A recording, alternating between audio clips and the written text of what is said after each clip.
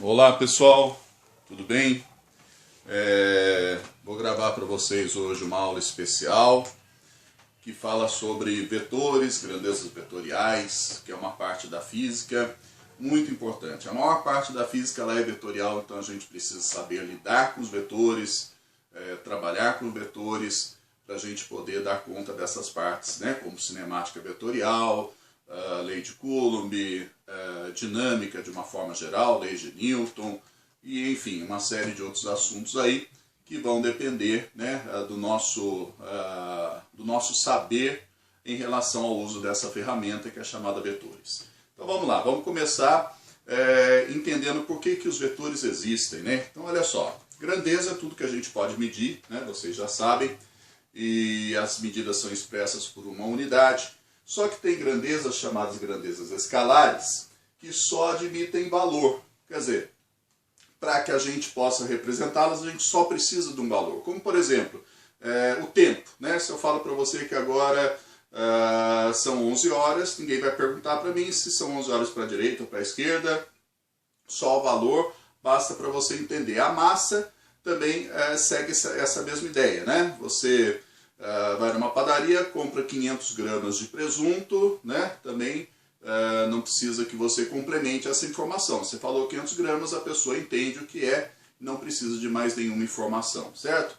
Então, tempo, massa, energia, né? São exemplos de grandezas escalares que só aceitam valor e uma unidade, acabou. Isso basta para que você a entenda completamente, certo? Bom, outras grandezas, como por exemplo força, né? Além de valor, precisam de direção e sentido para ficarem bem compreendidas. Se eu falar para você que eu fiz uma força de determinada intensidade num corpo, você não vai ter ideia do efeito que essa força causou, porque eu não disse para você se eu fiz essa força de cima para baixo, de baixo para cima, da esquerda para a direita, da direita para a esquerda.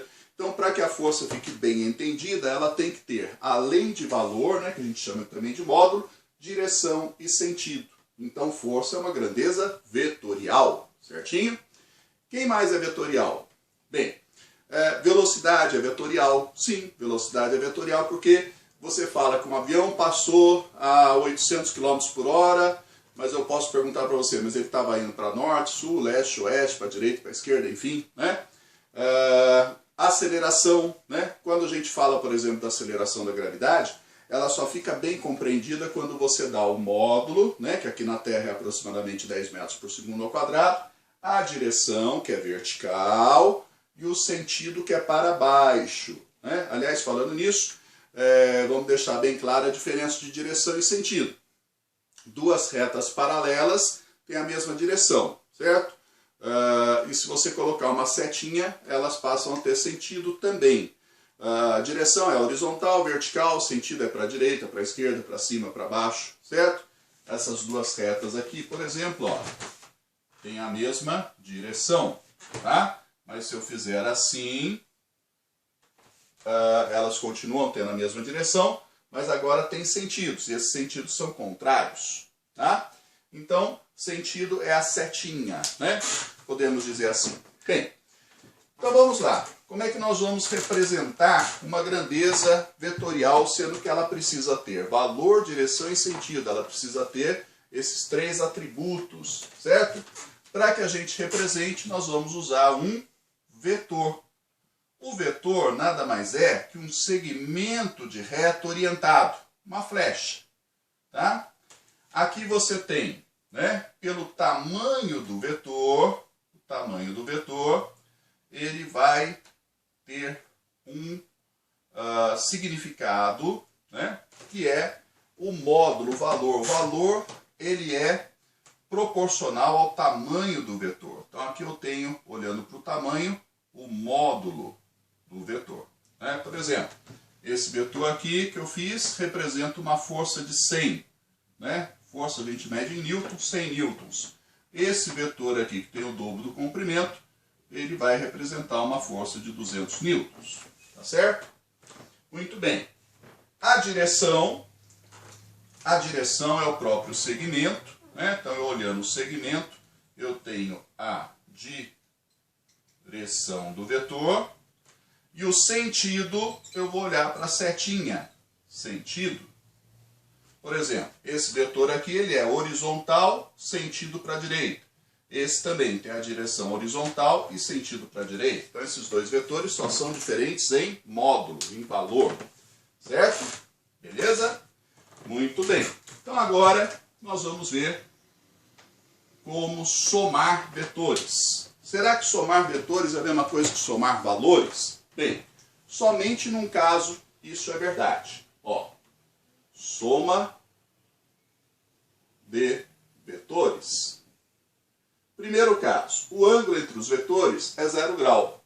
Então eu tenho dois vetores assim, ó. Dois vetores que estão na mesma direção. Vou chamar um de F1 e o outro de F2. Aqui, ó. O outro de F2. Aí, F1, F2. Sempre que eu dou um nome a um vetor, eu uso colocar uma letra, né? O nome é uma letra com uma setinha em cima. Isso é regra de representação, tá, gente? Por exemplo, esse vetor aqui, ó, vou chamar ele de vetor A. Então eu faço Azinho com uma setinha em cima, uma setinha pequena, horizontal para a direita. Tem que fazer a setinha em cima da letra para que fique claro que aquilo é uma grandeza física, uma grandeza vetorial, tá? Bom, então tem os dois vetores aqui, certo? Aplicados no mesmo corpo. Podemos imaginar duas forças horizontais para a direita, certo? Essas duas forças, né, se eu somá-las, vai dar uma força cujo módulo equivalerá à soma dos módulos das duas. Então, 3 mais 2, 5, 1, 2, 3, 4, 5. Estou contando aqui pelos quadradinhos da lousa. E esse vetor soma eu chamo também de vetor resultante, vetor R. Então o valor desse vetor R vai ser o valor do vetor F1 mais o valor do vetor F2. Certo? Então sempre que dois vetores tiverem o mesmo sentido, eu vou somá-los, né? E a representação tem que ser um vetor cujo tamanho equivale à soma do tamanho dos dois. Bem, mas se o ângulo for 180 graus, então eu vou ter um vetor aqui para a esquerda, por exemplo, vetor F1, e um vetor aqui para a direita, o nosso mesmo vetor F2. Então agora os vetores, né, formam 180 graus aqui, ó, e eles têm a mesma direção e sentidos contrários. Como é que fica o vetor resultante? Bem, o vetor resultante vai ser um vetor que vai ser horizontal também, porém para a esquerda, né? Porque o maior é para a esquerda e com módulo igual a 1. Então aqui, ó, um vetorzinho resultante R, certo? Cujo tamanho é a diferença do tamanho dos dois. Então o valor de R eu obtenho quando eu subtraio F1 de F2. Sempre você vai subtrair o maior do menor, por quê? Como o valor do vetor equivale a um tamanho, né, a uma dimensão, não tem negativo. Não faz sentido falar de um valor de vetor negativo, né? O valor sempre em módulo, sempre o valor positivo. Certinho? Beleza. Bom, então vamos ver mais um caso. 90 graus. 90 graus. Então agora você vai ter um vetor na vertical, né? Pode ser o nosso vetor F2. Um vetor na horizontal, o nosso vetor F1. Tá. Formando entre eles 90 graus. Como é que fica o vetor resultante? Como é que eu represento o vetor total, o vetor resultante? Bem, vou usar para essa representação uma coisa especial, chama a regra do paralelogramo. O que eu faço? Eu fecho com esses dois vetores um paralelogramo. Quer dizer, eu faço um lado paralelo a este e outro lado paralelo a este, tracejadinho, né? Então eles têm que ter o mesmo tamanho e serem paralelos. Quem vai ser o vetor resultante? Vai ser a diagonal aqui, ó, né? Partindo da origem dos vetores.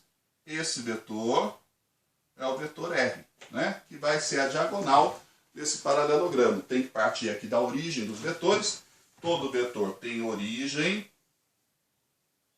e extremidade. Né? Então, quando você vai fazer a regra do paralelogramo, o vetor resultante vai sair da origem dos dois vetores que você colocou juntinhos ali, tá certo? Bom, valor desse vetor, né? O valor desse vetor, como é que eu vou calcular? Dessa vez, repare que aqui formou-se um triângulo retângulo, onde um cateto é o F1 e o outro cateto equivale ao F2. E a hipotenusa é o R. Então, vou usar o teorema do Pitágoras, teorema do Pitt, que diz que quadrado da hipotenusa é igual à soma dos quadrados dos catetos. Certo? Então, é assim que a gente vai calcular resultante quando o ângulo for 90 graus. Tá? E o último caso, um ângulo qualquer. Um ângulo qualquer, por exemplo, um ângulo de 30 graus, 45, 120, né? Vou fazer um desenho aqui dos dois vetores, os mesmos dois vetores, F2 e F1, certo? Formando um ângulo que eu vou chamar de ângulo θ. Ângulo θ.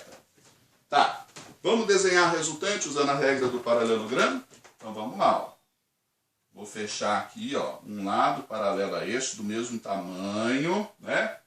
Então, vem até aqui, e outro lado paralelo a este, do mesmo tamanho. Tracejadinho, certo? Aí fechou o paralelogramo direitinho. A diagonal, partindo da origem, é o vetor R. Então tá aqui o vetor R, tem que ficar por dentro aqui, tá? Esse é o vetor resultante, certo? Beleza. Vou melhorar esse Rzinho aqui. Tá. Como é que nós vamos calcular o módulo desse vetor resultante? Dessa vez, nós vamos usar uma formulazinha lá da geometria, da matemática, chamada lei dos cossenos.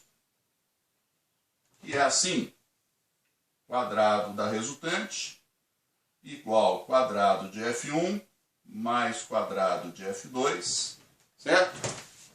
Mais 2 vezes F1 vezes F2 vezes o cosseno do ângulo. Vai falar, nossa, mas que formulona, né? Estava tranquilo até agora? Não tem problema, gente. É questão só de costume, né? É uma formulinha que aqui, ó, se você olhar até aqui é o Pitágoras acrescido do dobro das forças vezes o cosseno. É tranquilo, fácil e é só você observar que ângulos os vetores fazem para poder calcular a soma desses vetores. Certinho? Vou dar uma olhadinha se a gravação está saindo legal. Tá tudo bem? Vamos fazer uma situação aqui. Vamos fazer uma questãozinha aqui. Vamos lá. Tem uma questão que é assim, né? Você tem um barco, né? Um grande barco.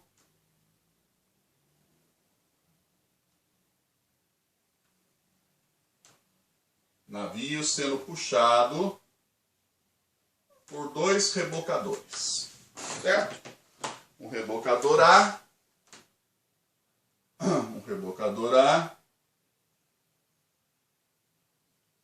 e um rebocador B. E isso é uma vista de cima, né? E os rebocadores estão manobrando esse grande navio, os rebocadores A e B, com forças iguais a 8 vezes 10 a quarta newtons, 8 vezes 10 a quarta newtons e 6 vezes 10 a quarta newtons cada um, né? Respectivamente, o A com 8 e o B com 6. A ação conjunta dos rebocadores corresponde a uma força de intensidade de quanto? Bem, então a gente sabe, né, que como os vetores, né, como os rebocadores puxam assim de forma um perpendicular ao outro, certo? A resultante das forças, vamos desenhá-la primeiro, ó.